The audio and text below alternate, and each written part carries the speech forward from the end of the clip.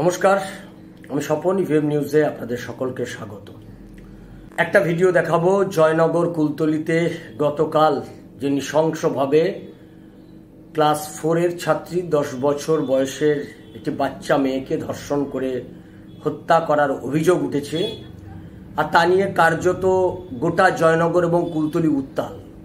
এবং সেই জয়নগর কুলতলি উত্তাল হওয়ার মাঝে যে প্রশ্নটা সব থেকে বেশি করে আসছে এবং পশ্চিমবঙ্গবাসী এখনো পর্যন্ত মুখোশ পরে আছে, এই পশ্চিমবঙ্গবাসীকে এই মুখোশটা খুলে ফেলতে হবে।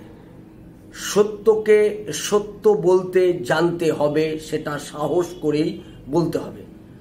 আমি প্রথমে ভিডিও একটা দেখাবো, যে ভিডিওটা মেইন স্ট্রিম মিডিয়া কেউ দেখাচ্ছে না। কেন দেখাচ্ছে না, বা অনেকেই দেখাচ্ছে না, কেন দেখাচ্ছে না তার কারণ আমি ব্যাখ্যা করব।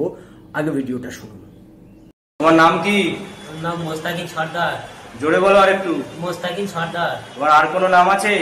না, একটাই নাম। হ্যাঁ। আচ্ছা, তোমার বাবার নাম কি? আলাউদ্দিন সর্দার। ভিডিওটা দেখলেন। গতকাল জয়নগরে কুলতলিতে 10 বছরের একজন স্কুল ছাত্রী, ক্লাস 4-এ পড়ে, একটি বাচ্চা মেয়ে, তাকে ধর্ষণ করে হত্যা করার অভিযোগ উঠেছে। তার নাম হচ্ছে মোস্তাকিম সর্দার। এই মোস্তাকিম সর্দার, তার নাম এখনো পর্যন্ত কোনো মিডিয়া, মেইন স্ট্রিম মিডিয়া, অনেকের কাছে এই ভিডিওটা রয়েছে, কিন্তু তারা কেউই এই ভিডিওটা প্রকাশ্যে আনছেন না। এটাই হচ্ছে ফেক সেকুলারিজম। এই ফেক সেকুলারিজমের ধারক এবং বাহক যারা, তাদেরও কালকে কাউকে মঞ্চে বিভিন্ন রকমের নাটক করতে দেখলাম। আসলে এরাও এই ধরনের কার্যকলাপকে অতীতে রক্ষা করে এসছে, তারই ধারক এবং বাহক হিসেবে আজকের এই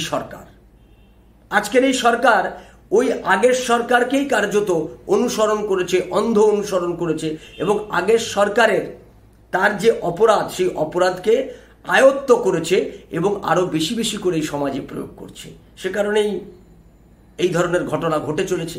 এরকম ভয়াবহ ঘটনা যেটা গতকাল ঘটেছে জয়নগর কুলতলি ওই এলাকাতে, মানুষ ক্ষোভে ফেটে পড়েছে।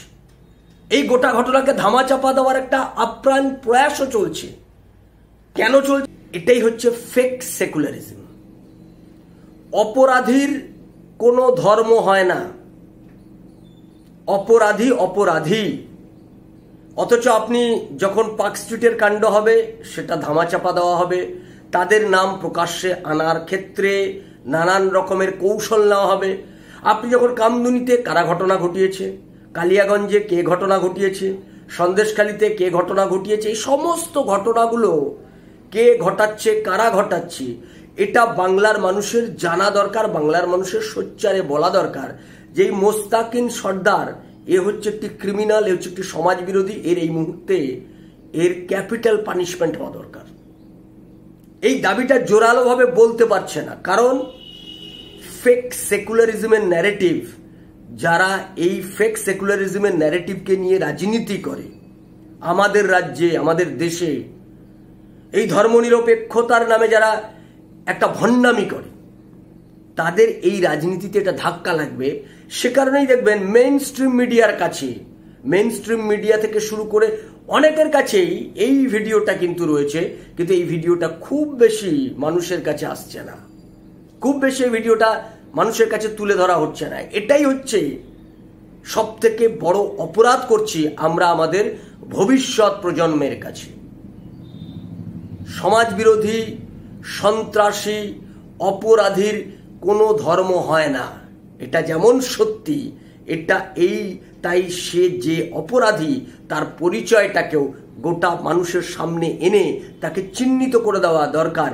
এই হচ্ছে মোস্তাকিন সর্দার, এই হচ্ছে অপরাধী, এই হচ্ছে ক্রিমিনাল, যে 10 বছরের একটি বাচ্চা মেয়েকে ধর্ষণ করে হত্যা করার অভিযোগ উঠেছে, যার বিরুদ্ধে, এবং যার কোনো তাপ উত্তাপ নেই, ঘটনা ঘটিয়েছে খুব স্বাভাবিকভাবে রয়েছে। কারণ তিনি জানেন এই রাজ্যের পরিস্থিতিটা, তারা খুব ভালো করে জানে। এ রাজ্যের সরকার কি করবে সেটা আমরা কামদুনিতে দেখেছি, এ রাজ্যের সিআইডি কি করবে সেটা আমরা কামদুনিতে দেখেছি, আমরা বিনীত গোয়েলকে দেখেছি। এরকম আর একজন বিনীত গোয়েল আবার এই মোস্তাকিন সর্দারকে রক্ষা করার জন্য, বাঁচানোর জন্য নানান রকমের কৌশল এই রাজ্যে তৈরি হবে, নানান রকমের তথ্য প্রমাণ লোপাট হবে। এই সব কিছু লোপাট করে দিয়ে অপরাধী দেখবেন 2-4 বছর, 5 বছর, 7 বছর পর অপরাধী আবার প্রকাশ্যে ঘুরে বেড়াচ্ছে। এটাই রাজ্যের ভবিতব্য করে দিয়েছে, এটাই রাজ্যের ভবিষ্যৎ করে দিয়ে, এই রাজ্যে পার্ক স্ট্রিট থেকে, কামদুনি থেকে, কালিয়াগঞ্জ থেকে এখনো পর্যন্ত কোনো অপরাধী তার কোনো সাজা হয়নি। এর জন্য দায়ী এই রাজ্যের সরকার, কারণ এই রাজ্যের সরকারই চায় না যে অপরাধীর কোনো শাস্তি হোক। অপরাধীরাই তাদের সম্পদ। এ রাজ্যের সরকারের কাছে একটা গুরুত্বপূর্ণ সম্পদ দুর্নীতিবাজ, অপরাধী, জমির দালাল, প্রমোটার, এরা হচ্ছে এই রাজ্যের সব থেকে বড়, তাদের ছাতার নাম হচ্ছে তৃণমূল কংগ্রেস। তাই এই রাজ্যে কখনোই অপরাধীদের কোনো শাস্তি হবে না। আর এই রাজ্যের আরেক দল রাজনীতি করেন, যারা অপরাধীদেরকে যদি তাদের ধর্মীয় পরিচয় হিন্দু না হয়ে অন্য কোনো কিছু হয়, তাহলে তাদেরকে আড়াল করার জন্য তারা রাজনীতি করতে নেমে পড়ে। এ রাজ্যে আরেক দল রাজনীতি আছেন, যারা মমতা ব্যানার্জির কাছে, মমতা ব্যানার্জির বিরোধিতার নাম করে আসলে মমতা ব্যানার্জিকে রক্ষা করার জন্য রাজনীতি করতে নেমে পড়েন।